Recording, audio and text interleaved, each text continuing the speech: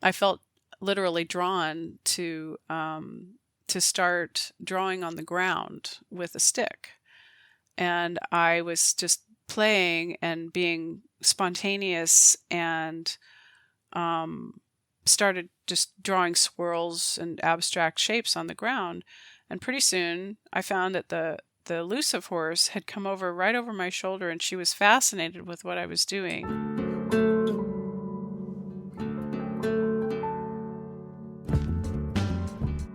Hello, everyone, and welcome back to another episode of Reinforce the Horse. Today I am back with Kim McElroy. And Kim, thank you so much for being here with me. It is such an honor to have you. Thank you so much. It has been a minute since we've spoke last, but since our last episode and our previous discussions, you have created or co-created the Council of Horses Oracle deck, which is our main focus today. I'm really excited to talk with you about that. So thank you so much again for joining me and for this opportunity to talk about this incredibly creative, magical work. Oh, wow. What a wonderful introduction. I'm happy to be here. It's, you're my favorite people to talk to because you're so genuine and you have such a way of asking deep questions. So I'm all for it. Thank you. So I want to begin and ask you how the Council of Horses Oracles started. Yeah. So, you look back and you think, well, where did it start? And usually things evolve over time. And my whole journey with creating works of art that depict the spirit of horses has been, from childhood. So you kind of think, well, it really starts in the beginning, right, of birth, or before birth. I really truly believe that, I came to the planet to do what I do, and I've been so grateful and so eternally blessed to have manifested and been given the blessing of being able to do my art and my passion, and that I was led to horses in my midlife, I guess you'd say, early life in my when I was in my 20s. But always loved horses from, of course, the time I could hold a crayon and crawl and speak the word horse. So I do think that I've been led to this project because even though I had such a huge blessing with doing the card deck that I co-created with Linda Kohanov, that was called The Way of the Horse, or Way of the Horse, Equine Archetypes for Self-Discovery, and that was back in 2007. And interestingly, right about the same time when I met Linda, which was an amazing synchronicity in itself, I was the woman who was hosting Linda for a workshop. Was the first time I met Linda Kohanov was Sandra Wallen, and she's the co-creator of this deck.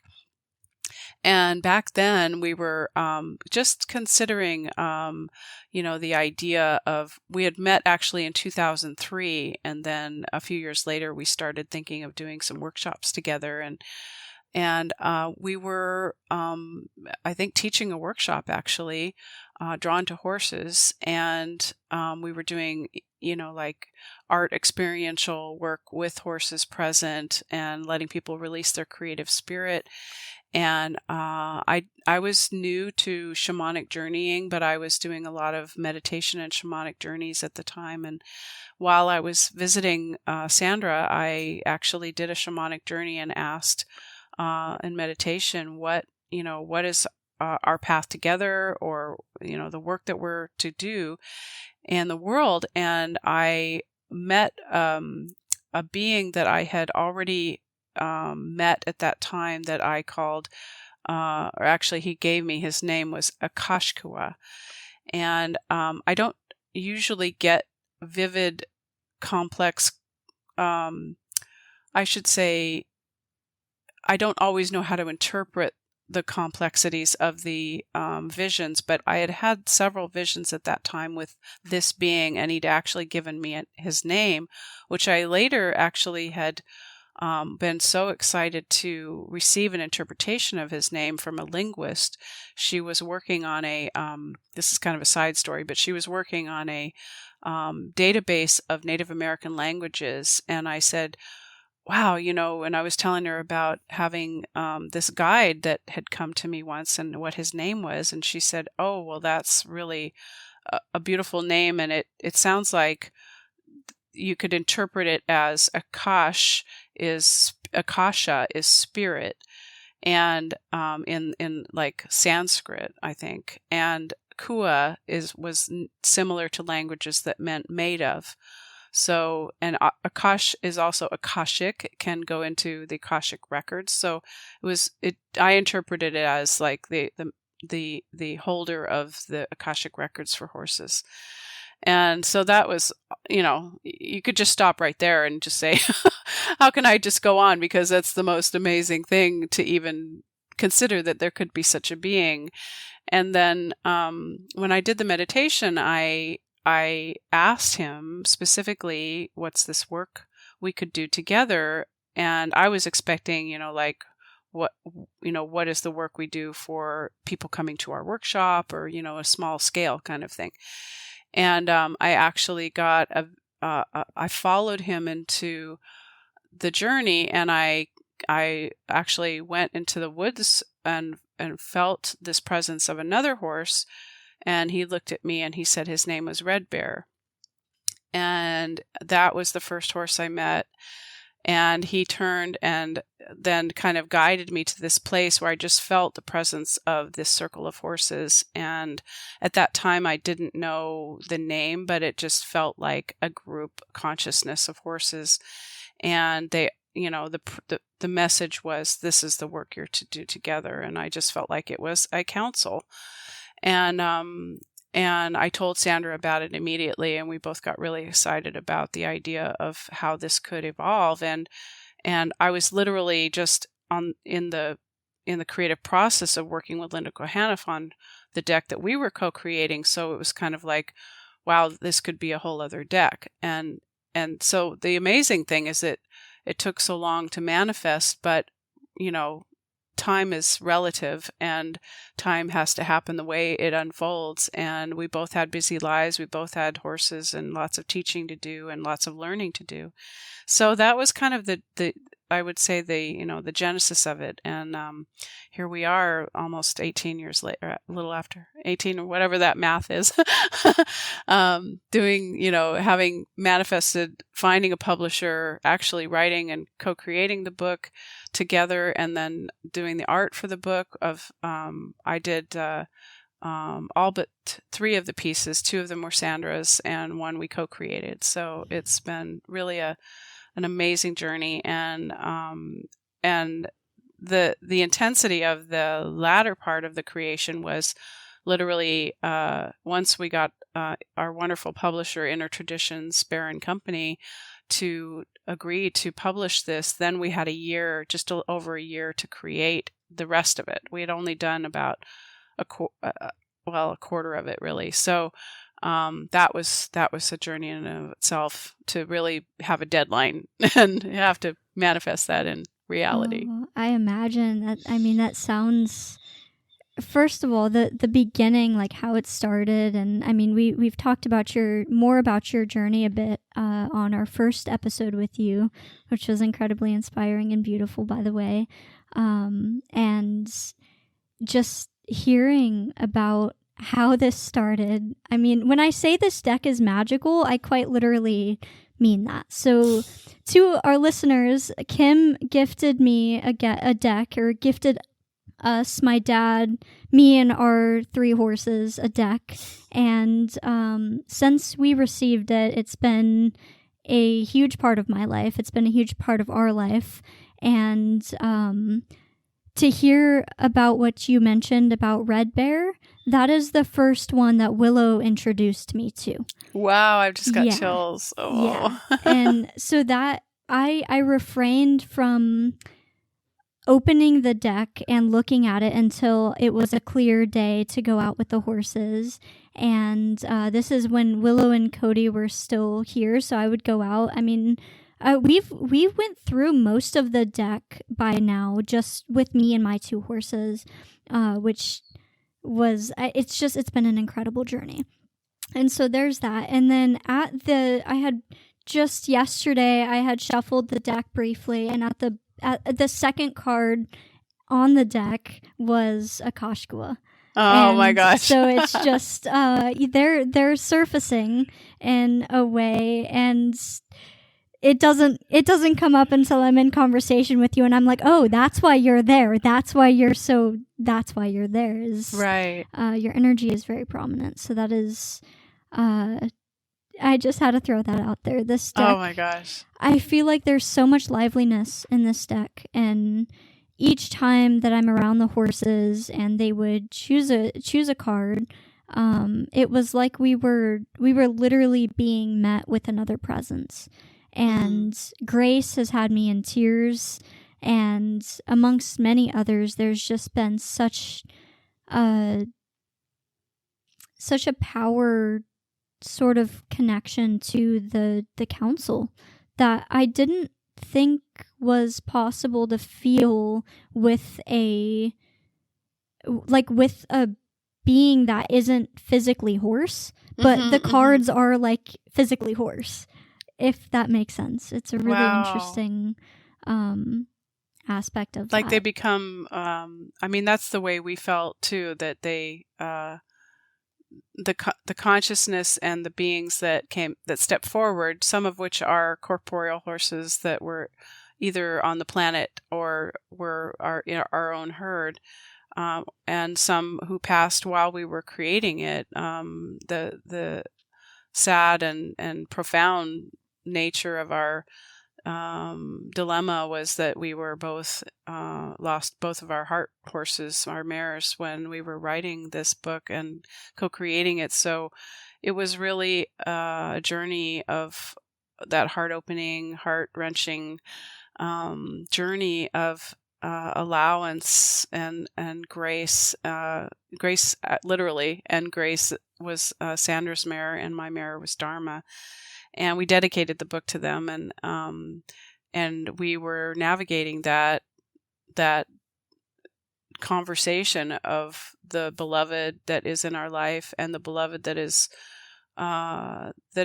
for everyone, and how our horses were healers and are healers, and that they are there to be of service and have a bigger picture. And as all horses do, is my constant realization and reminder that there's that they're here to teach us, and that they came here with a purpose way before us to set the stage for what we are trying to learn from them. And they're the wise ones, and we're the infants. So our goal of becoming aware of what their lessons are, and is just such a blessing. And I'm so thrilled to hear that you're on that journey with us, because we're still finding out, what because it isn't until the other end of the equation or the other conversation begins with the reader that we can really start to feel what is what can unfold. It's such a magical, it's exponential in the ripple effect, it's so incredible. I'd love to hear how do you pick the cards with your horses? How do you physically and emotionally do that? So it kind of came as a bit of a, there were a few different ways, like very subtle differences, and eventually I settled on this method where I'd take like 3 to 5 minutes, and I would take my shoes off, and I would ground in the earth, and I would close my eyes, and I would breathe. And sometimes I would put like a Sanskrit chant on to, I guess, sort of center my energy more. I don't know, just kind of cleanse the space, if you will. Other times it would just be silence. And then after that was over, I would still be sitting and I would still be breathing, but I would consciously focus on bringing in whatever energy that needed to or wanted to come in. Mm-hmm. And that always started with Willow and Cody, and then it would lead into the council and beyond that. Mm-hmm. And it was just, whatever energies need to be present, and or would like to be present, or whoever has anything to say. That's how it began. And then it was always a choice for my horses. I never brought treats out to them when I did this, just because I wanted them to feel like they were doing it out of desire and curiosity, not they were being forced to. And there were multiple times where I went out and I was like, hey, will you guys pick a card? And they were like, no, not today.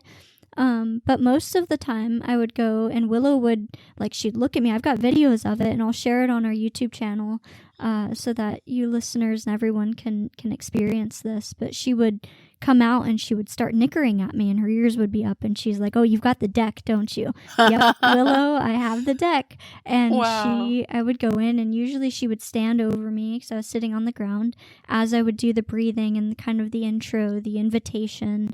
And then I would open it, and I would do just a bit of a shuffle, and then I would split it into 2 piles, and I would just have her pick, and she would contemplate. You could see as she'd put her nose over one and then put her nose over the other, and then she'd settle on one. She would just settle. She would hold her nose usually in the air over the deck, and then I would put those, and then I would split it in 2 again, and she would think about it. And it was up until we had 3 or 4 cards in my hand, then I would spread them out, and her nose would go back and forth.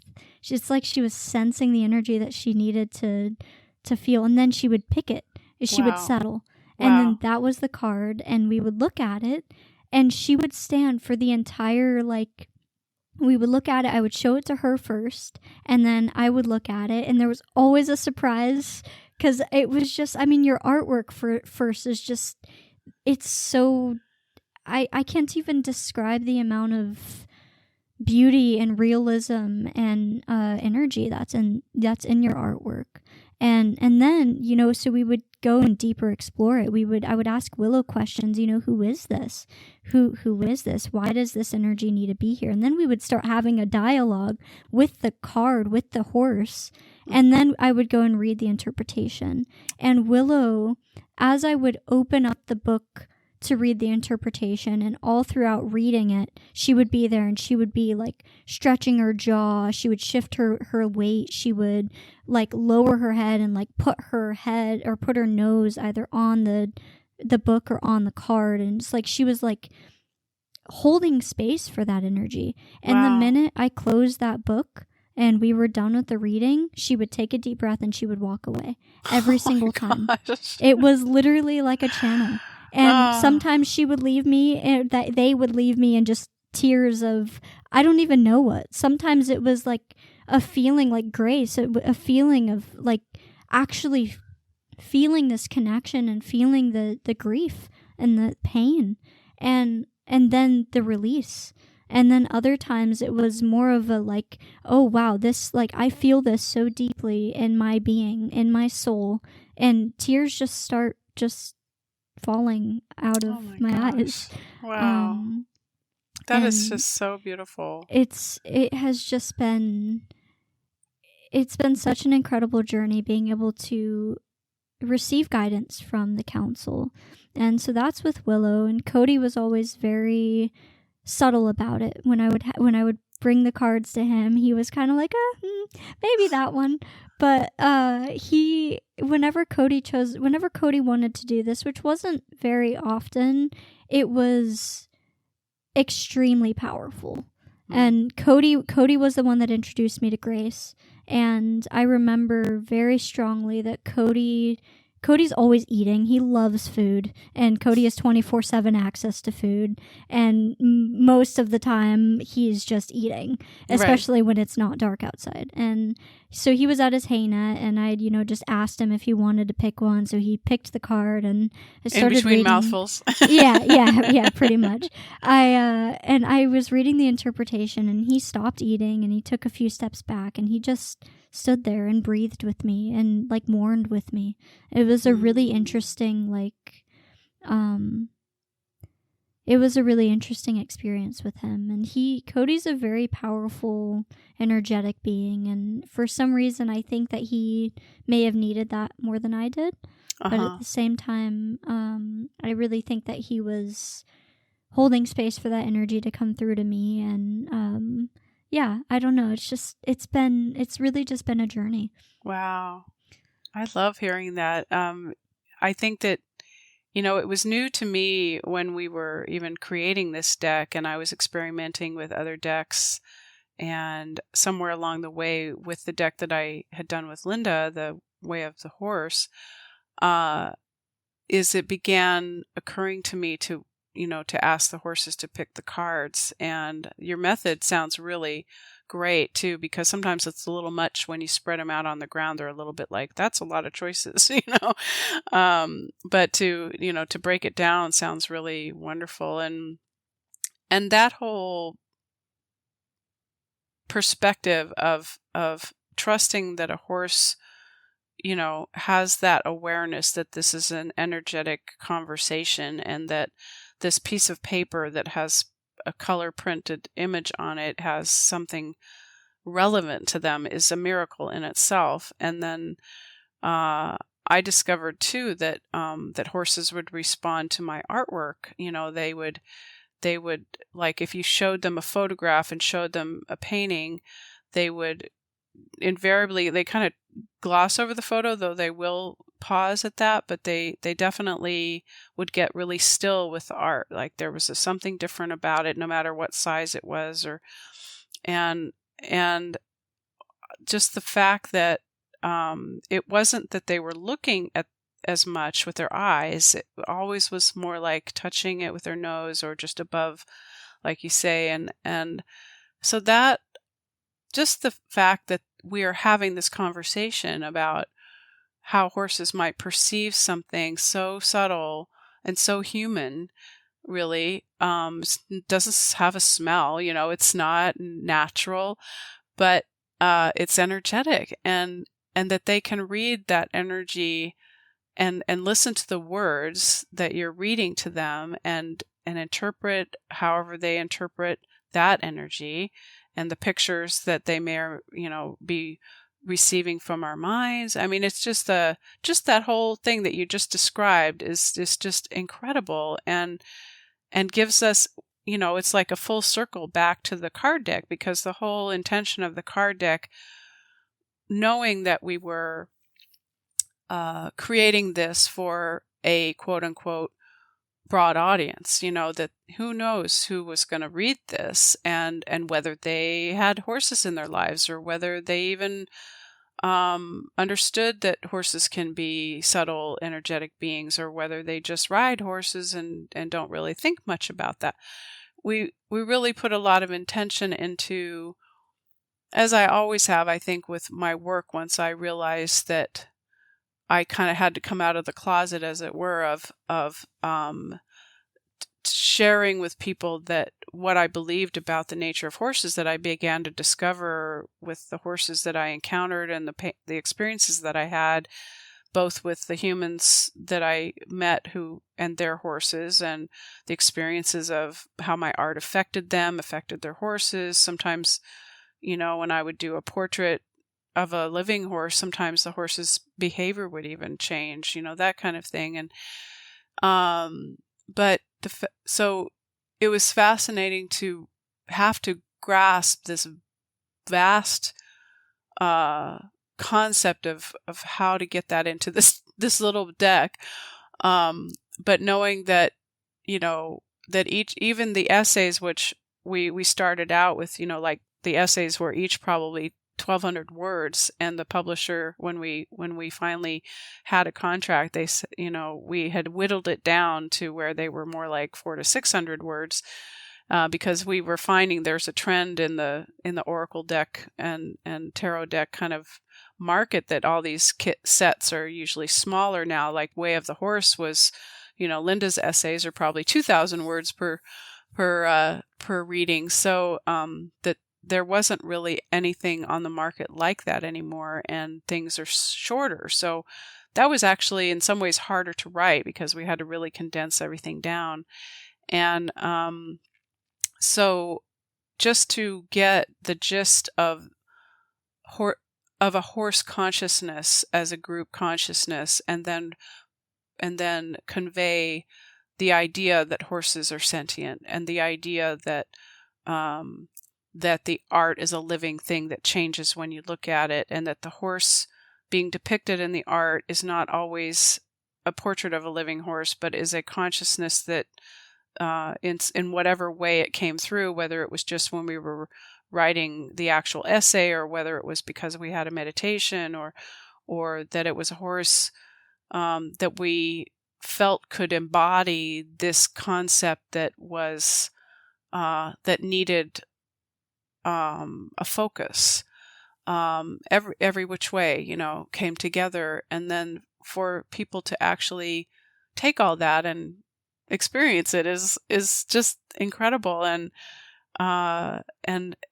it's just the ripple effect is already starting. So I'm so thrilled to hear that, and we hope that it will really change and help shift that that the horses needed a voice as they have been speaking through all of us and there's this movement. That's the other thing. It's so fascinating, like with your podcast and this kind of conversation we couldn't have had 20 years ago. It would have been, on the fringe of believability, and now it's something that people are actually ready to hear, and it's just so inspiring. I'm so proud to be a part of it.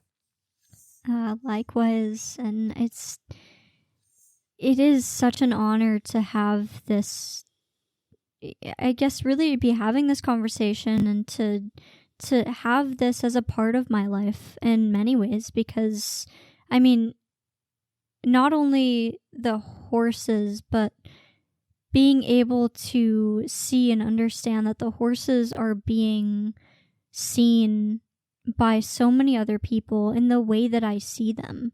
They're not just a horse. They're not just a tool. They're so much more than that. They're this sentient, magical being, that like interdimensional being almost. And I think if I had, and I've expressed this to my dad, who's unfortunately not with us today, but we've had conversations about the deck and about the horses, and I remember telling him, I'm like, I think if I had any doubt that these horses have the ability to either A, channel another energy, or B, embody a whole nother dimension, it's gone. It's gone now because of what I saw in them. And it's the sort of thing, like, I'd heard about people, bringing things to the horses. Like, my horse Willow paints pictures and adores it. And it's, that sort of starts to unpeel the layers of the onion there.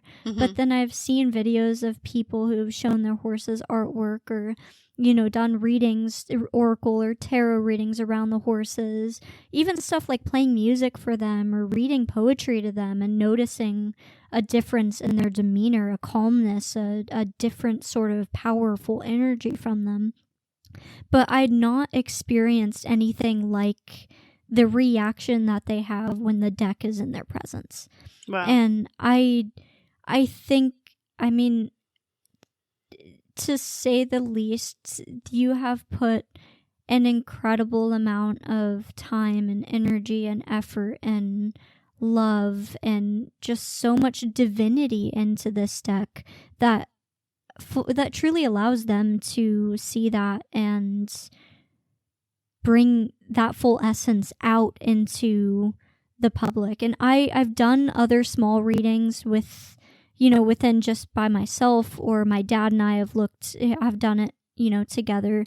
And it's interesting because the energy is not as powerful when we're not in the presence of the horses. And by what I mean by that is that it's almost always a repeat horse that appears when I do it by myself. And I'd say 85 to 90% of the time when I do it on my own or with dad, it's a horse that I've already been introduced to by one of my horses. Right. When I'm in the presence of my horses or horses in general, the other energies seem to be so much more present and prominent and easier to reach.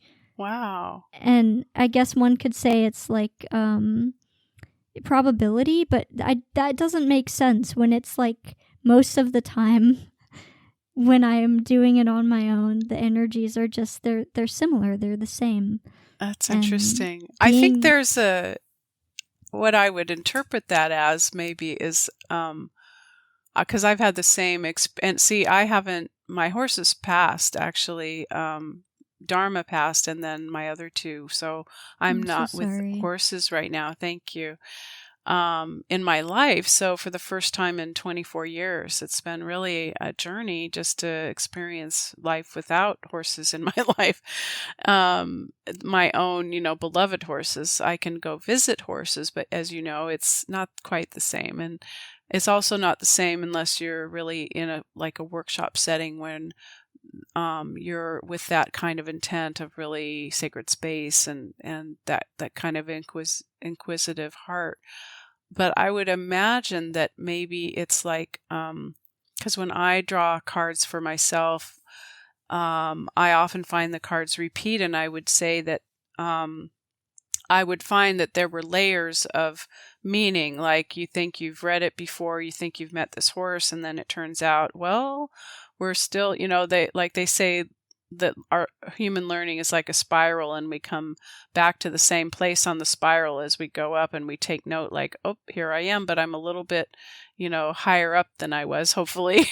And so we tend to need repetition as humans because there's that sense of we didn't quite get we can't seem to absorb the message, always. And we tend to repeat our behavioral patterns and things in our life. So that's one aspect. But I would say that maybe in the presence of the horses, that it's like a different conversation. Like there's another quantum field happening where there's and what is it that it's such a famous concept of where two or more are gathered. So there's that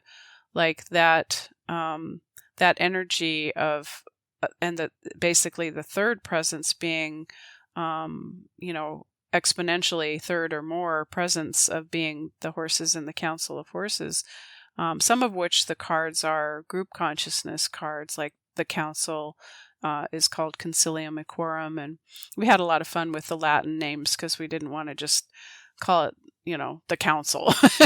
And besides, it was confusing. It was like the council, and then how do you refer to the council, and how do you call it that if the title is the council? It was a little bit confusing. So, but like the cave paint, Equus caverna is the cave painting horses, and the horses from ancient times, and ex tenebris lux is the herd of gray horses that come from the storm clouds. And so those are like a group consciousness as well. And I think that and horses are in herds, right? So it's bringing in the herd energy, which is really magical. So maybe it's like a new member of the herd, identifies themselves. So that's so fantastic. I love hearing that. Oh, that's really interesting. I like the perspective.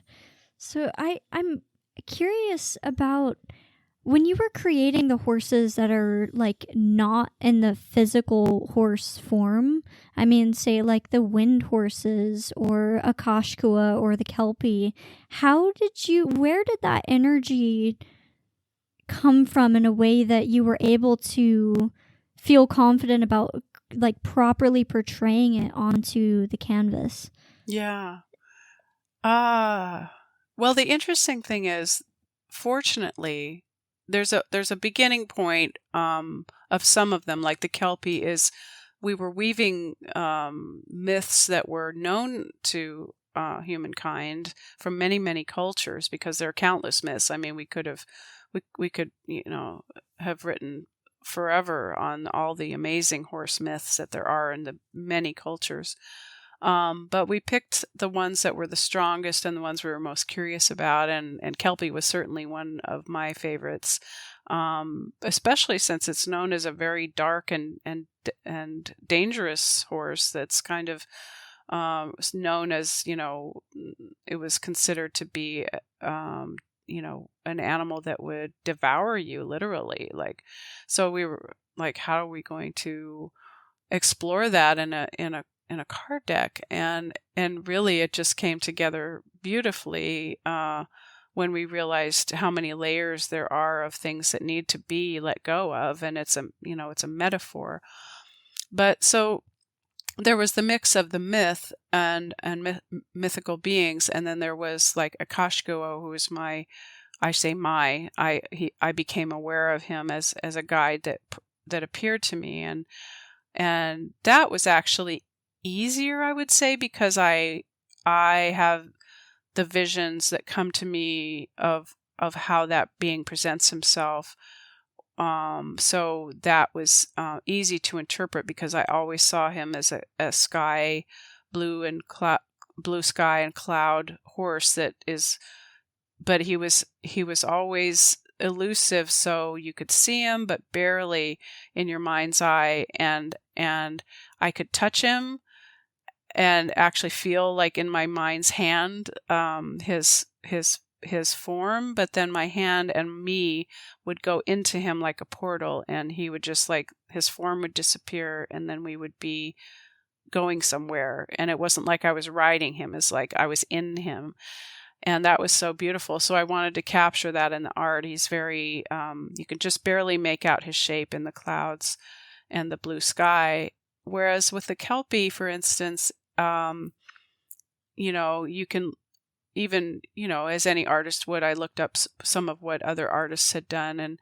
And most of the art these days, I have to say, is very weird because this AI thing has taken over the world. And so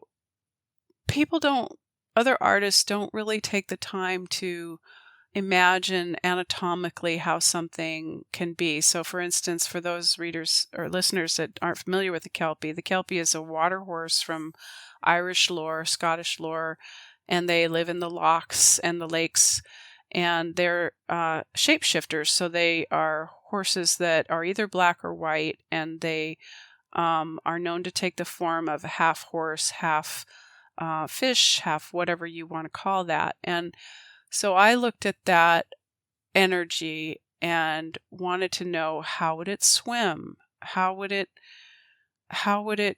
be underwater? And I've always been fascinated by being underwater. I myself am intrigued by mermaids and any kind of water being, selkies and other creatures. So I began playing with that idea, and I didn't think of it as a fish, but then I began exploring what kind of tail happens on the end of a horse that's got two front legs that are webbed feet and is underwater in the deep water, and how would it move? And a horse moves in our on land in a up and down motion, but they all do side to side as well. They have a rib cage, and I didn't really think of it as anatomy, but I just I was trying to feel it out kinesthetically, I guess you'd say. And finally I ended up with a more eel-like tail,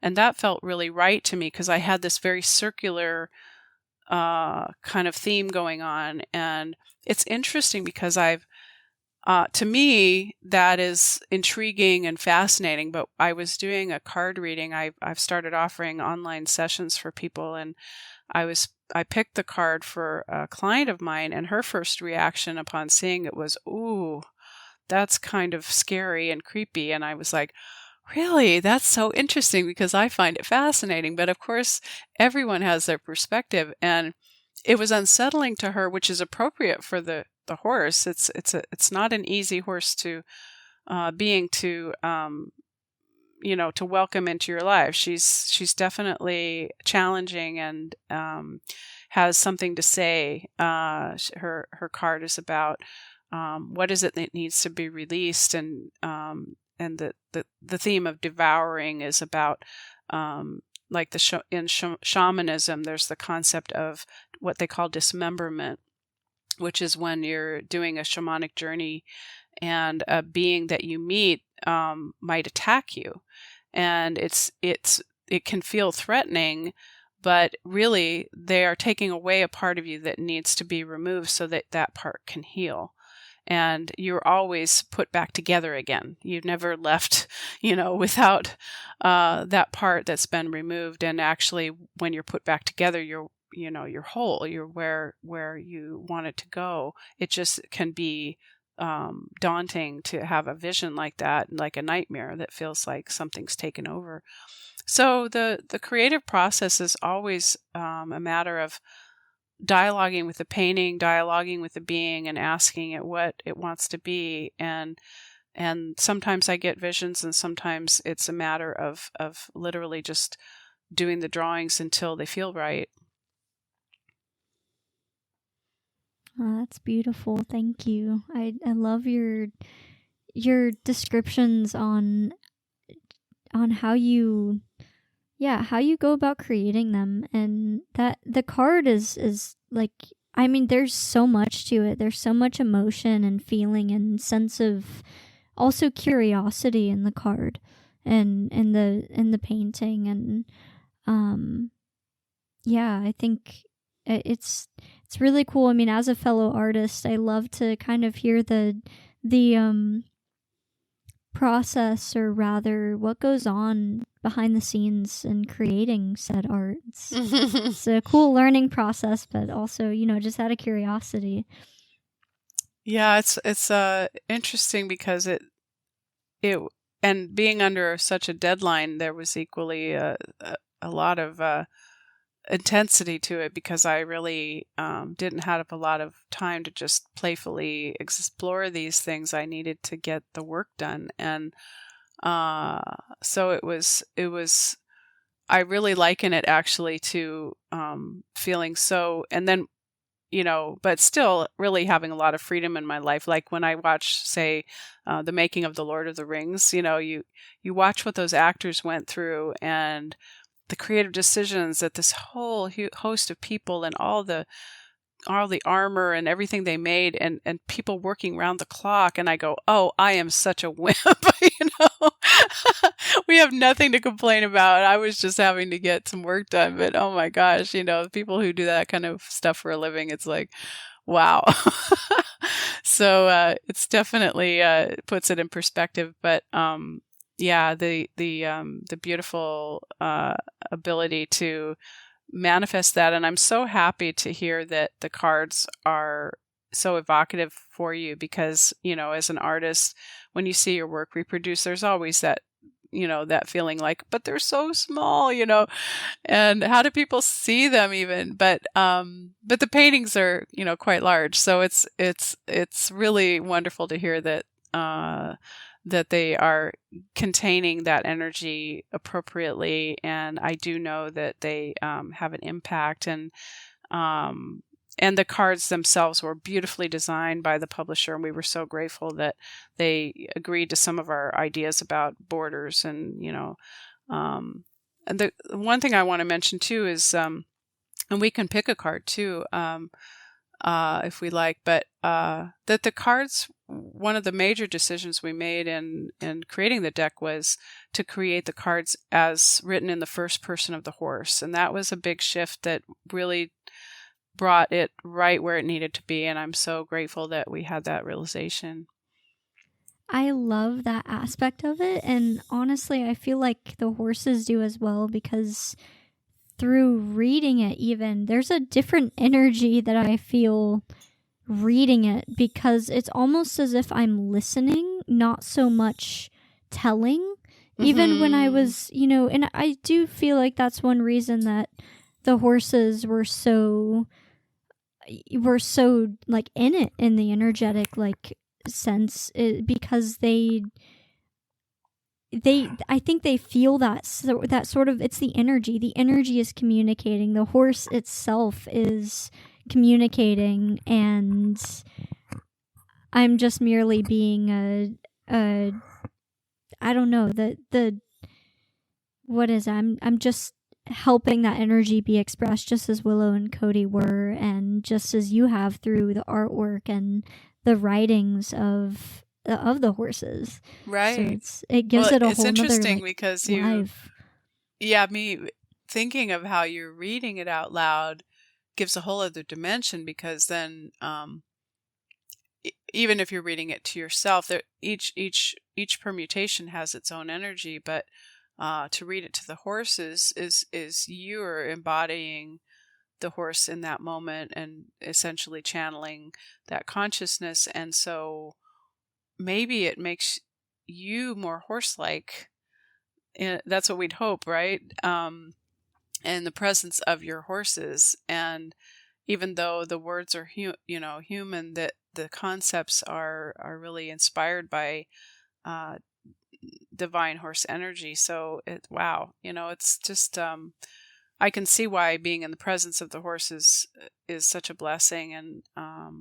And yet, for those people who don't have that ability, we wanted to create the presence of the horse in that first person. So then in that case, they are speaking to you, even though you're reading it, the message is, say, my story, or I went along this path and this is what I learned.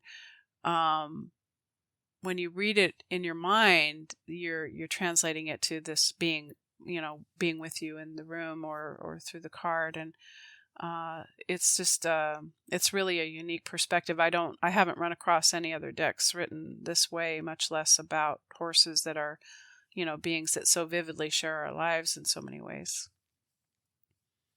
Yeah, it's quite magical. It really is. And I mean, I've known about oracle decks for a bit, but this is the first one that this is the first one that I have, and the first one that I've been able to explore.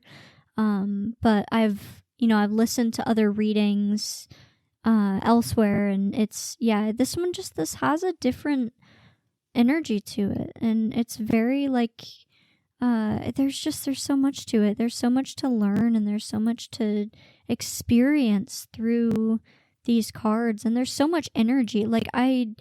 It's impossible to just go into this deck with the energy of, oh, I'm just gonna read another chapter of the book today. Because it's so energetically strong and powerful. When the deck wants you to be involved in it, you're going to be involved in it. And when you're done, you're done. That's been my experience with it. Because it's just, and it does something to the physiology, I'm convinced, because of the energy. Wow. And the horses feel it too. I mean, I mentioned earlier, once it was done, Willow was like, all right, got to recharge. And that's what it was. And I think that really does show. And too, the horse's sensitivity to things.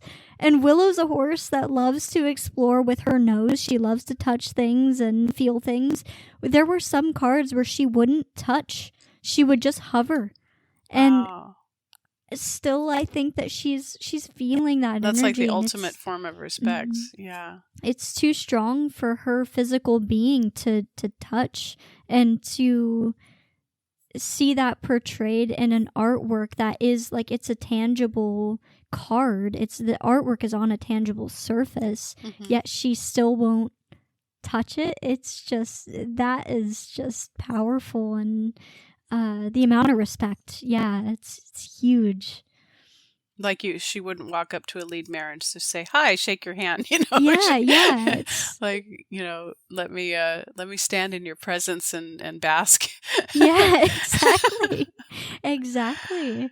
And wow. Let me just be here and feel your energy. Just feel it. Mm. And she enjoyed that. She's they're very powerful beings, all of them, ones that are here on Earth and the ones that aren't.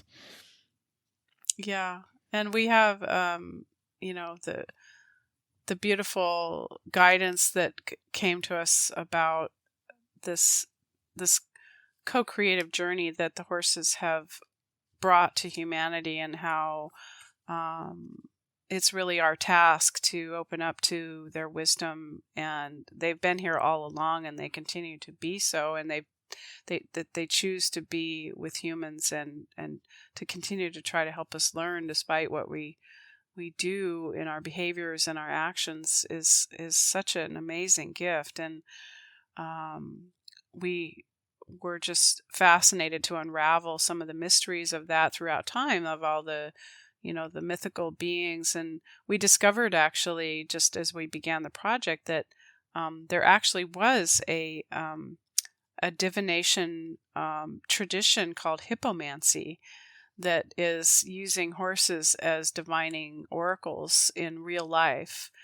And they would, wherever this, I think it was in the Greek culture, they would put sticks across the horse's path, and however the horses at liberty would walk across the sticks would divine, some kind of answer to the question. And so, it's like before conquest consciousness came about, there was this awareness that nature and especially horses in dialogue with humanity had something to say. And Arion's protege is one of the cards that's the only horse in Greek mythology given the power of speech. And of all the horses given the power of speech, his history was about in battle trying to help his people, his riders, or his chariot drivers and heroes, to help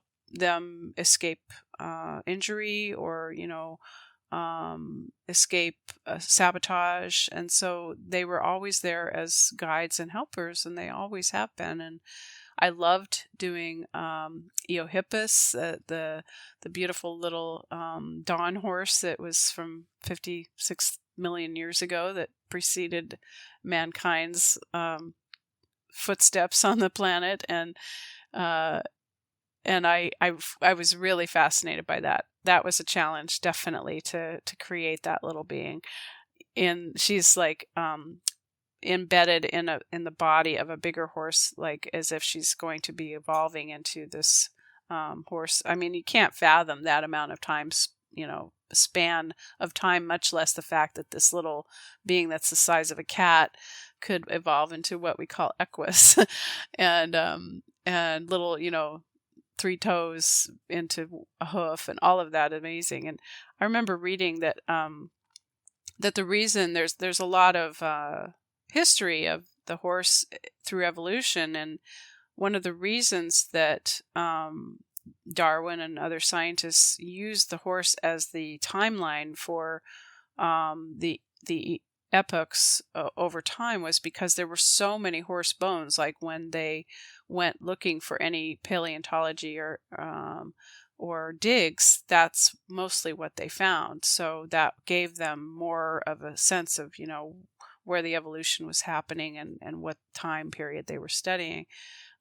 So it's just fascinating to think, that they were, and then that the cave paintings, and how the horse was I think it's almost half of the beings in the cave paintings was the horse. And people sometimes think that's because they were hunted and they were prey, but that's actually been refuted, that they were in the caves that they were most prominently featured. There were no horse bones found in the sites for where they had their campfires and such. So it's become very prevalent to talk about horses and other creatures in the cave paintings as being animals the artist revered and wanted to emulate as in a shamanic way of asking for their guidance and power, rather than because they were hunting them. That's a really powerful topic, because and you've mentioned for many years horses they've been there, and it's really interesting to see as we further discover as humans, like how and where they fall in our lives. And it's interesting that because they're one of the, I've always thought they're the coolest art on the cave walls. And it's interesting to know that they were just more like being a guide in a way. Yeah, and it was way before domestication. So the fascination with the horse began in that at a distance. It's interesting. Mm-hmm. So you have a card that portrays the cave painting horses? Yeah, it's called Equus Caverna, and I'll show it to you here. So in this one I created kind of an amalgamation of some of my favorite cave paintings, because I didn't want to copy, the original photographs. But this is Equus Caverna. It's beautiful. And it shows for listeners, it shows a cave painting of a horse on a cave wall, firelit wall, and sort of beyond, in front of the running cave painting of the stylized horse, there are like ghost horses, spirit horses running along with him or her, and they look more realistic, like horses of that period would have looked, which are more like the Przewalski or the more ancient bloodlines of the horse. And I enjoyed painting the wall as much as I did the horse. It was fun watching videos. Like there's a beautiful film called Cave of Forgotten Dreams that's got a lot of amazing footage of. I loved that documentary because they show some of the experience of being in the cave with firelight rather than just the bright lights. And some of the, I've done a lot of research just to evoke those feelings in me of what it must have been like. And one of the things I loved most about some of the things I read was that they pointed out that the artists of that time were so revered to be given the time to practice that skill. Like that was their duty in the tribe or whatever, was to be the artists, and they set aside the hunter-gatherer skills that they needed to survive, and were given food or given resources, and spent, I can't even imagine, countless hours in the dark with the firelight, just trying to put their visions to life. And there's a lot of theories about how the firelight would play on the surface of the cave, and they would see shapes in the shadows and the light, and that gave them some of the inspiration, perhaps. And we can only imagine, but it's a world that is very evocative, and I can truly resonate with as someone who loves finding images and things. Yeah, it's really cool, and that documentary sounds really, really awesome, by the way. But just the entire artistic nature. I mean, art has been around for a very long time as well. I mean, we see it on the cave paintings, and horses. It seems like horses and art just go very hand in hand. Yeah. Yeah, and with that, I guess, how would you say that horses and art help people in their healing journey? I think that there's a need in us as humans to, I call it making marks. There's something about our beingness that wants to manifest something visually, kinesthetically, that has form. And most of us learn to inhibit that part of ourselves once we're through preschool, and if there's no like art programs that encourage that kind of thing in school, if our parents don't continue that kind of creative thinking, or think that it's frivolous, or it can get squashed. And it also is because once we begin to have an ego in our lives, we feel like, we begin to compare what we are doing with someone else, and then we get perhaps, if we're not supported in that, if somebody criticizes us, whether it's another a person of our own generation or a teacher, that can get set aside. So then I can't tell you how many people, every person I meet that has any desire to create art, but has has been thwarted in it in some way will always say the same thing, which is, I can't create a stick figure. Or I can only draw stick figures. And I always laugh at it because cave paintings are stick figures. So, they are considered to be the pinnacle of creativity, but yet, they're quote unquote primitive. They're not realistic, though some of them are incredibly realistic, but for the most part, they're proportional, but they're freeform. And my premise in whatever teaching I've done over the years of trying to help people release that part of themselves and give themselves permission is that once they allow that impulse to create marks out, it's really just a way of, it's not about the final product or whether you end up creating something that is sellable or, even identifiable to someone else that you want to get admiration for. That's a whole other, journey of wanting to get recognition for something that you've created. But the as a visual journal, as a way of conveying feeling and memory and purpose and interpretation of the essence of things, I think that art is the only way to really capture that, because words don't always convey. My husband has done a few drawings over the years that he's kept that were so sweet, and it's like one of them is a little mouse that he later, when he showed me the art, he told me the story of this little mouse eating, like he had reached down and taken a dandelion and pulled it down towards him, and he was eating the little seeds, and he did a little drawing to remember it by, and partly because of the drawing and partly because of the description. But if I didn't have the drawing, I wouldn't have been able to see for myself what he experienced. And I think he is, as the one who did the little drawing, he's not an artist, quote unquote. But it was enough to convey the moment. And you think that was a magical moment, but how many countless moments have come and gone in our lives that you don't remember, or you wrote in a journal, or you forgot about, or whatever.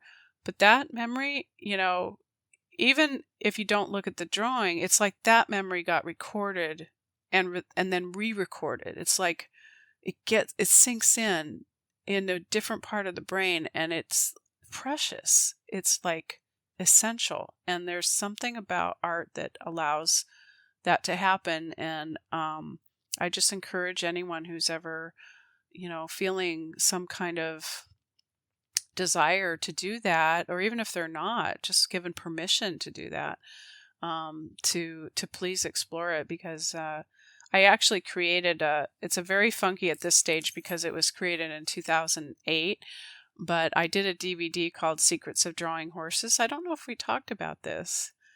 Oh my gosh. Okay, No, so it's on so. YouTube. It's on my YouTube channel, and it's called Secrets of Drawing Horses. And it was not, from the beginning, I didn't want it to be a how-to video. It's not a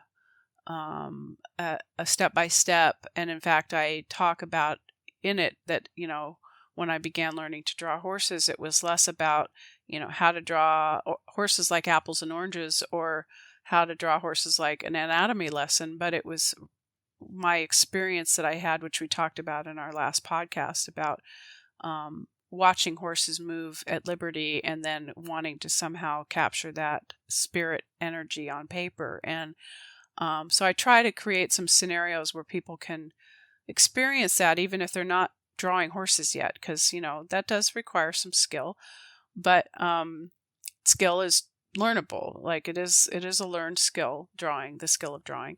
But to start with, what I always love doing, which is drawing to music, just putting your favorite pieces of music on and putting some colors in your hand and some paper on a board and just letting it come out. And then taking the lessons from that and realizing that you can like the music is within you. So take a feeling like, if you're sad or you're elated or you're anxious, putting that into what's coming out on the paper, and whether you keep it or not, it's more about getting it out of you onto the paper. Thank you. That's very actually inspirational, and I think I think that there's so many people that will speak to. I mean, that speaks to me. I'm slightly biased because art and music and horses, they're three of my main main things of being able to express myself and release. But the way that you've worded that, I think is so incredibly profound, because there's just so much, and I'm excited to check out your YouTube channel and what you have about that too, because that seems very enjoyable. And yeah, there's so much in that. I mean, being able to trust in ourselves and not worry about the outcome. I mean, I think, and I've heard and I've experienced that so much of healing is so messy. But there's something about art that it never looks messy to me. It always looks, there's always something in there, even if it's all over the place. That's just, there's something in it that's like, man, interesting. I feel that. I really feel that. Mm-hmm. And it's, I mean, even if it may look quote unquote messy, it's not.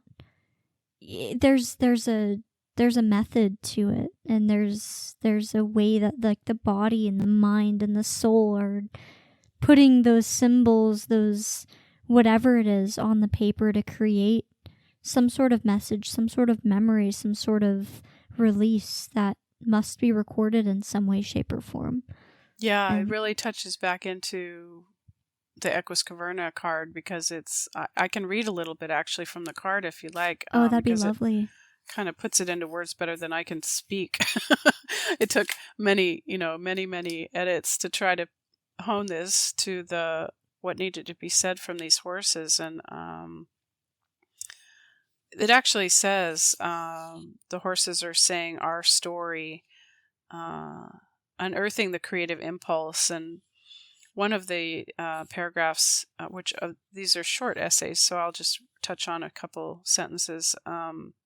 In the age of the hunter-gatherers, a major change happened in the brain of Homo sapiens.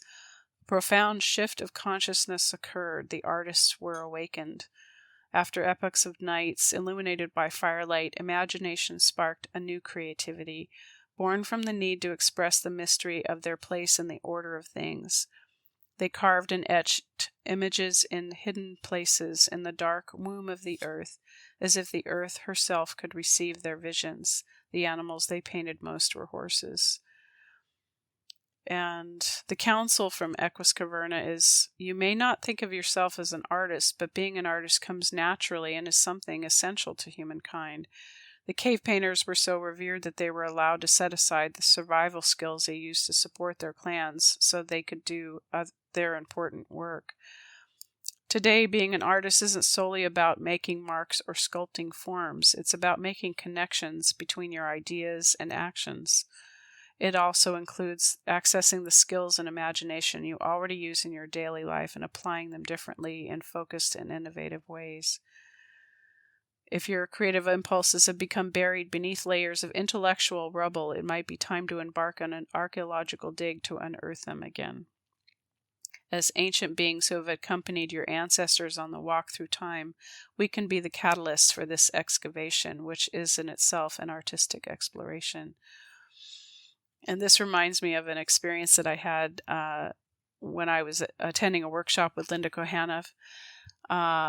She had an exercise where the group of participants, including me, were invited to go in with a small herd of 3 mares, and we were asked to become horse-like in whatever way that manifested. And so, we walked in, and I've been through experiences like this before, but every experience is completely new, and you become attentive to the moment, in the present moment, and trying to understand how to interpret the instructions and how, what the horses are going to offer. And so these three mares, there was one that, two of them were quite friendly. The other one was very elusive, and she didn't really want to participate in what we were doing. And without touching her or talking to either of the horses, I was trying to navigate being with the humans without talking, and how do we form a herd? Are we separate? Are we together? And that kind of thing. And in the end, what I ended up doing was, I felt literally drawn to start drawing on the ground with a stick. And I was just playing and being spontaneous, and started just drawing swirls and abstract shapes on the ground. And pretty soon I found that the elusive horse had come over right over my shoulder, and she was fascinated with what I was doing. And she was literally watching me, just, I felt like, she was very intrigued by this. What is this? My power is flickering here. I don't know what's going on. Maybe the horse spirits are saying, wow. It must be. I hope we're still recording. It looks like we are. Yeah, so. It looks like it's doing okay. And she walked over and she started playing with a stick with her muzzle, like she wanted to pick up a stick and start drawing. And I was like, it was mind blowing. I was just like, there is something to this, right? Wow. So I think that, and suddenly I was the most interesting thing in that space. So I felt like something happens when we tap into our inner self and we want to focus it on something organic and intangible and peaceful and expressive and honest and authentic. And there it was. She was like, I'm up for that. It's so interesting how it's just like that one impulse of drawing, of like kind of coming back to this creative yet free flowing nature. And you'd mentioned, swirls and just like these abstract shapes led her over. And it leads me to just wonder, what's how much of an artist is she within? And yeah. I say that because my horse she loves to put her artistic brain and body and spirit into play. She loves to explore and share and express. And yeah, so it's really cool that you were able to share that experience with her. And yeah. It was a beautiful connection, and it made me feel so honored that I was, of interest at that point. And I knew it wasn't me, and it was what I could offer her, something new, something more authentic. And it was really a beautiful moment. I'll never forget it. Mm-hmm. I'm so happy that you got to share that with her, and I bet that you had a huge impact on her as well. Well, I think it's like what you're. Sorry to interrupt, but it's exciting to think about, because I had this thought earlier, and I just remembered I wanted to express it from what you were saying of bringing your cards to your horses. That that I was thinking, how beautiful, because it is something new, like outside. I believe that the horses in our lives, all horses, are connected to that consciousness.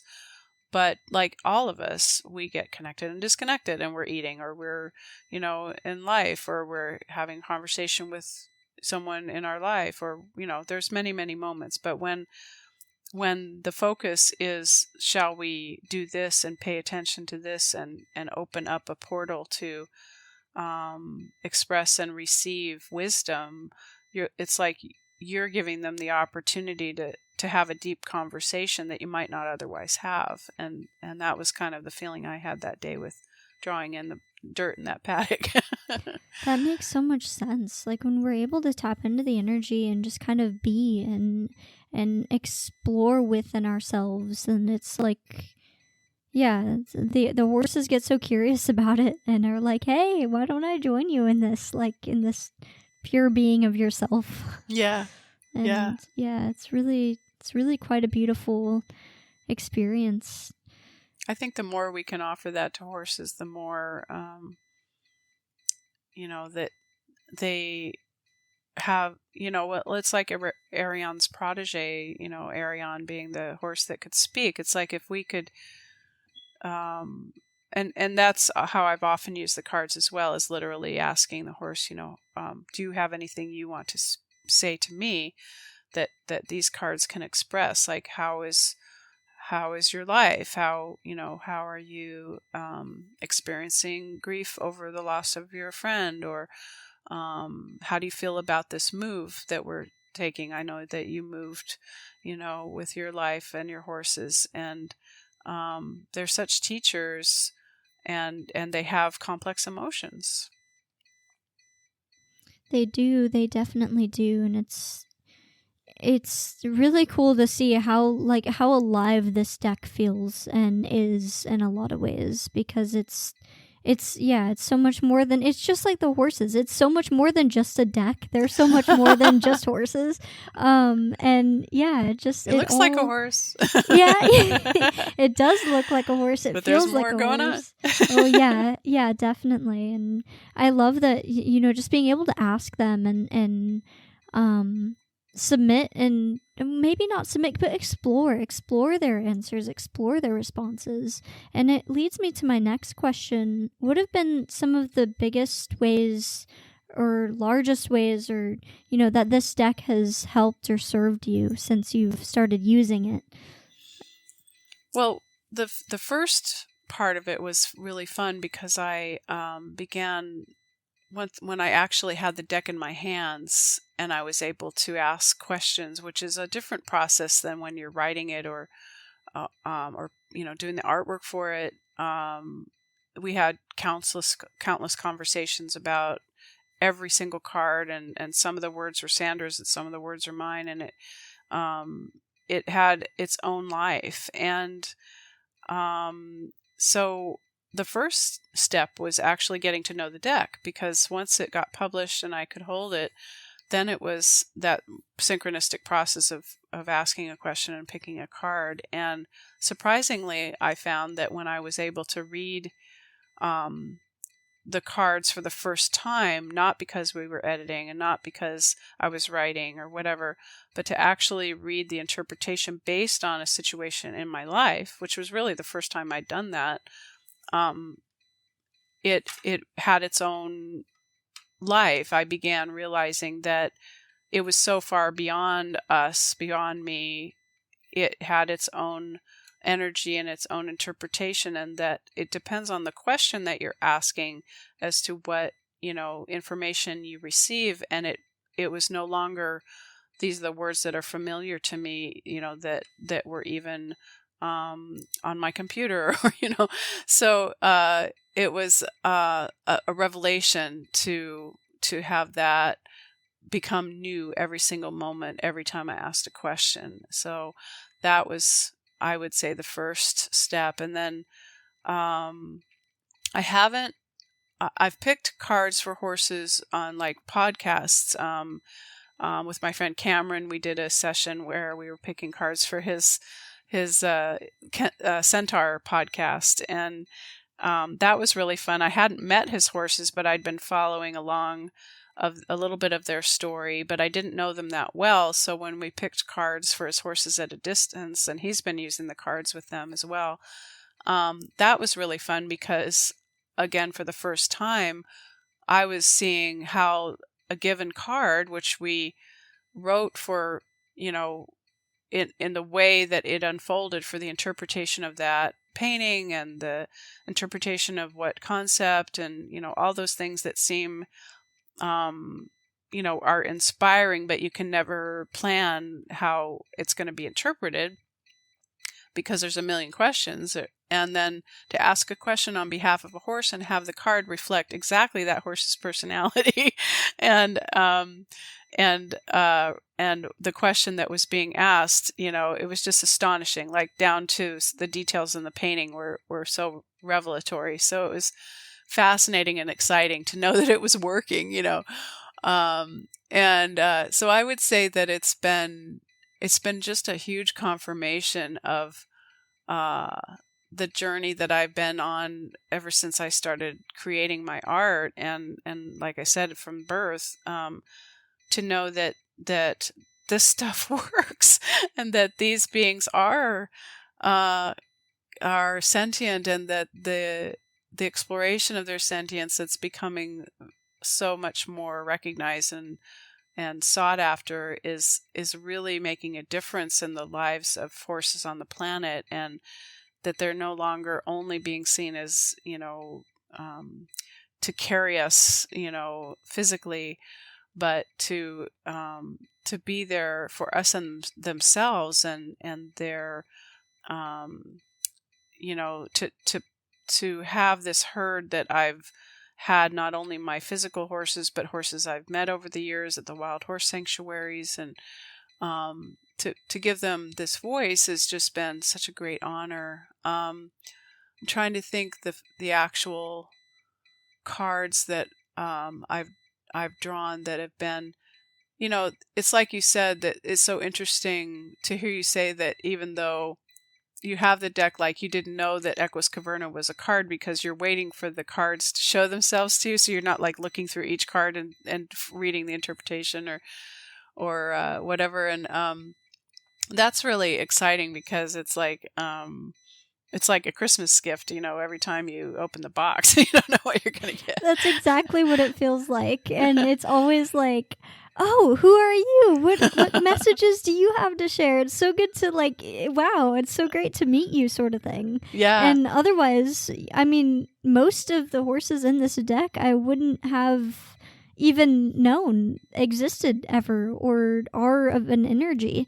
And so it's really cool to experience that in that way, and just I think too that if I read that enthusiasm that we're talking about, and the energy, is also, I think, one of the things that it's gifted me, which has been really profound, is my own herd is depicted in the deck, and there's some beautiful ways in which that unfolded, but also that now that they're past, I feel this blessed connection with them that is not only, it's bigger than me. It's that they now are being shared with a wider purpose. And I did have the beautiful experience of having a workshop here, co-created with Sandra, that we called Vision Horse, and we had people come and experience equine assisted learning with my horses, and that was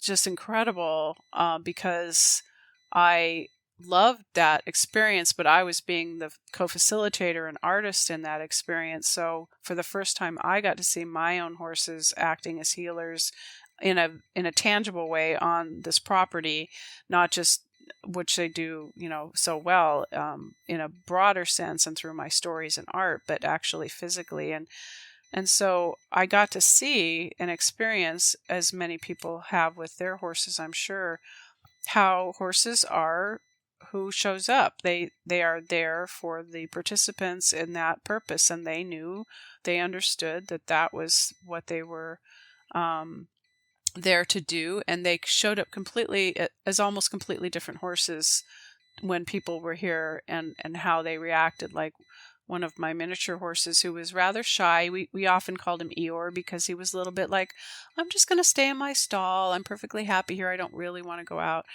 And he was the first one to come out and march right up to this woman that was the most reclusive of the group. So it was like he saw himself in her, and I mean, there's countless stories of how that unfolds, but it was really powerful. So to have them in the deck has been powerful and beautiful. And in addition, I feel like now that they're past and we're navigating this life without horses, the deck has given me that deep comfort of that herd in my life. Like I have a herd still, like not just my own horses, but a herd that I can turn to when I have questions, and that I can receive guidance from and feel the presence of. That is what I really love, and I hope that others feel that way too. That if they're not able to have horses in their life, or they're in between experiences with horses, that they can, really embrace that deep, kind of fill that deep longing, because we do have a longing for horses. There's something about, when whether we're with them or not, even when they're out in the barn, we feel like, oh, where are you? That's definitely something I can relate to. And just recently, I moved my horses to Oregon, and so I'm boarding them there, but I'm not with them because I'm on my way to college soon, and it's yeah, I feel that on a personal level, and just like, I mean, I miss them. They're doing very well. They're very happy, and I am so grateful for the situation. But it's weird. It's really weird with them not being, there every single day, and yeah, and it's, I mean, honestly, to hear you bring that up, it's interesting, because I feel like I've been keeping the deck in my vicinity a lot more, which is like, it's more subconscious. Like it's on my desk as I'm working on schoolwork, or it's on my nightstand as I sleep. Wow. And it's an interesting sort of subconscious movement of it. And I really wonder if, like, my subconscious honestly is feeling that, like, security from the Council of Horses. Even though there are other horses here on the property that I get to see every day, but they're not, they're not my horses. Right. And so to have this other sort of herd in an energetic form, I feel a lot of comfort from it. It's really interesting to hear you bring that up, and I think that it definitely is going to help others that are in a similar situation, or don't have horses at all, or, like you mentioned, are in between of seeing horses, and or whose horse have passed, or definitely. I think even like people who, there's so many people I run into in my work where if they don't have horses in their life, sometimes they remember a childhood horse that they had at one time, or they've never forgotten them, and sometimes those relationships are difficult, or separation happens because of a move, or they never even know what happened to that being, and I truly believe that the horses that enter our lives, like any being that enters our lives, human or animal or spiritual, guides and guardians, are there for them, that like they're always with us in some form, and we can always ask them to, join us again for a question, so people could dialogue with a horse that, if they feel guilt, say that they left it behind because they had to go to college, or they their parents moved, or they sold the horse, or whatever happens in life. I think that those emotions can be strong, and they could be able to be worked out, because these cards speak from the horse's perspective, so they give the horse a voice in that way too. They do, and there's a lot of horses in the deck that, even though they have their own energies, there's other horses that I have, like, there are some of them that feel like I feel closer to Cody, or I feel closer to Willow when this deck is this card is yeah, because like they picked it before. Or it just, like, the energies feel very similar, and so it's cool to sort of connect with other horses that I've met, or that I interact with through the deck as well, just because of the energy and so it's interesting. That's so cool. Well, I know that I know the listeners can't, maybe hopefully they can look it up on their phone or something while they're listening, but it's like, I think all things are that way, obviously, that nature provides us with those kinds of synchronicities and beautiful ways of connecting with our loved ones. And I mean, I have many, many stories of how certain animals become representative of my mom, for instance, and then it was Canadian geese. And then when I ever have to make a really big decision, there's always Canadian geese showing up in my life, or feathers, or whatever. But the nice thing about this deck is it's horse. It speaks horse, and it is horse oriented for those who are drawn to horses, and it's really a beautiful small deck that is easy to carry. And that was one of the advantages of its size, was that it can be carried around and carried outside, and one set for the barn and one set for the inside. So, yeah, it's really exciting. And it was really a challenge too, one of our biggest challenges was trying to find a publisher that wasn't going to just visualize it as a niche market. All the big publishers that we approached, were like, well, horses are a niche market, because they think of horses as, hunter jumpers and racehorses and who rides, people who ride horses. And it's like, well, that's a certain market, but that's not only what we're aiming for. There are countless people who are drawn to horses, and especially in the spiritual way. And I was laughing earlier when you were saying this is a deep dive, and you don't just pick a card frivolously, because one of the podcast hosts, I'm sorry, I can't remember her name off the top of my head, but it's like Queen Osset Hero or something. She's a wonderful African American woman, and she has nothing to do with horses. And so she was reviewing the deck, and she was looking through them, and she said, I loved what she said. She ran across these cards and some of the phrases that are on the cards, and she said, "This is not a fluffy deck." I love that. And this deep booming voice that she had, and the card that she ended up picking was unicorn, which most people these days, I mean, unicorns have become really a fad now, and they're a big deal, and there's a lot of weirdness about them too, but about how people are interpreting unicorns, but particularly I say weirdness, in deviant ways, but there's beautiful things about unicorns, and they're a very amazing mythological being from early history. And so that story is actually not just a frivolous child story. It's about betrayal and forgiveness. And she was reading the card, and I think that's when she said, "This is not a fluffy deck," because it was actually perfectly right on to her life situation at the time. And she was like surprised, because she was expecting it to be, oh, unicorns, you'll have some magic in your life today or something.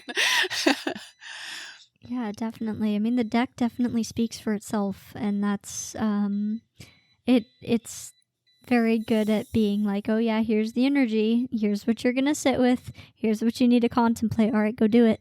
Yeah, just like horses themselves, right? It's just like horses. Exactly, which is beautiful, because it really does fully embody their essence of it embodies the counsel of horses, and I feel like beyond. I feel like there are other energies present in some of the cards that are like, I don't know, maybe it's the herd of that horse that's being portrayed on the card. Maybe it's another energy, but I felt more than just that. And it's a really interesting, sort of hard to explain experience, but I do feel like for our listeners, any of you who are interested in exploring this deck, you definitely should. It's a beautiful, wonderful experience and lesson and way to connect with the horses and with your inner selves. And we'll have links to your website and everything in our show notes and stuff. Fantastic. So Thank you. As we wrap up, I guess I want to say thank you, first of all, for this, and thank you to Sandra as well for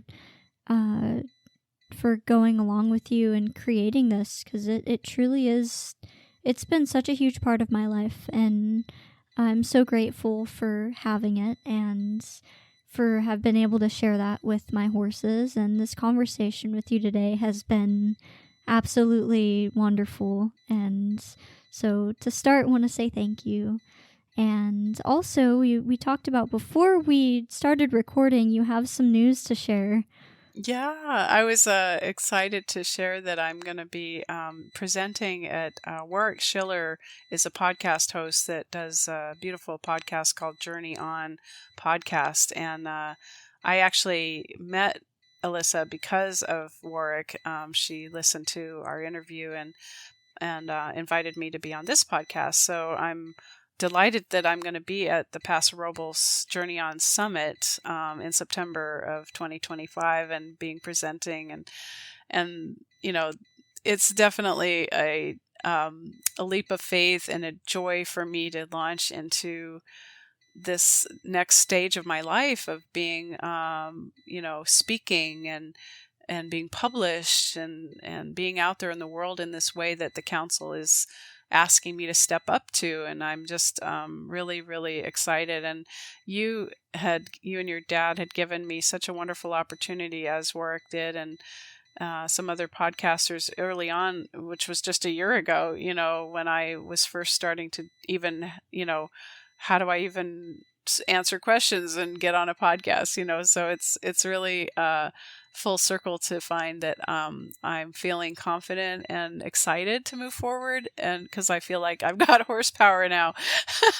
Yes, it's a huge congratulations on the summit, being a presenter there. That's huge. I'm so excited for you. And as many of our listeners know, Warwick Schiller and his podcast it's been huge in my dad's journey and our connection with our horses, and even our the evolution of our podcast as it's been growing. And so I'm really, really excited for you, and really it's awesome to hear that you're feeling confident, that you're feeling this inner power within you. And I am sure the horses are going to be there right along with you, guiding and supporting. And you have so much wisdom and light in your being, and I am really excited for this experience for you.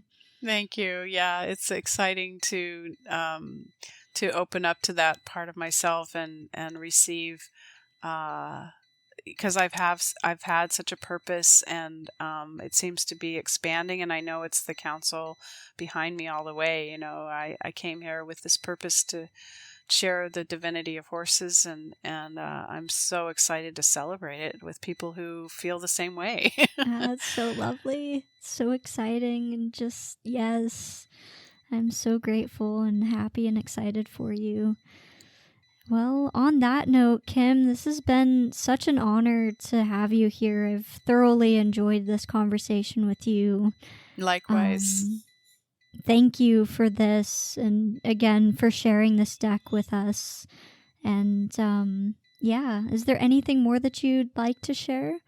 Well, I'd love it if people who are listening in, if they would reach out to me and share their own experiences. These days in our cultures, we really don't speak of how we feel about things, except on social media. But, I'd love to hear from people. I know you and I were talking about how a lot of your listeners don't write in to say, this or that about a given show. And I encourage people to really reach out. Those of us who are in the public eye in any way, whether it's a podcast or being an artist, that's our soul food. We really need to know that there's people listening and watching out there, and not just with a like, but with a compliment or a question. And where I'm just honored to be given the opportunity to share more of how I feel, how deeply I feel about horses. It's something we all have in common, or you wouldn't all be listening. Yeah, definitely. That's the truth. And we would all love to hear from you. And as always, thank you to our listeners for listening. Mm-hmm. supporting us in that way. But it's always great to hear from the other ears, the other side of what we get to experience here is on the podcast itself. Yeah. So We need those horse stories. They're yes, important. the horse stories and the experiences and what you like, what you dislike. We love to hear from you. Anyway, so thank you, and we hope that you guys have a wonderful rest of your day. And Kim, once again, thank you so much for this. It's been an incredible talk and conversation with you. Thank you so much for hosting me, and thank you all out there for listening. We sure appreciate it. Thank you.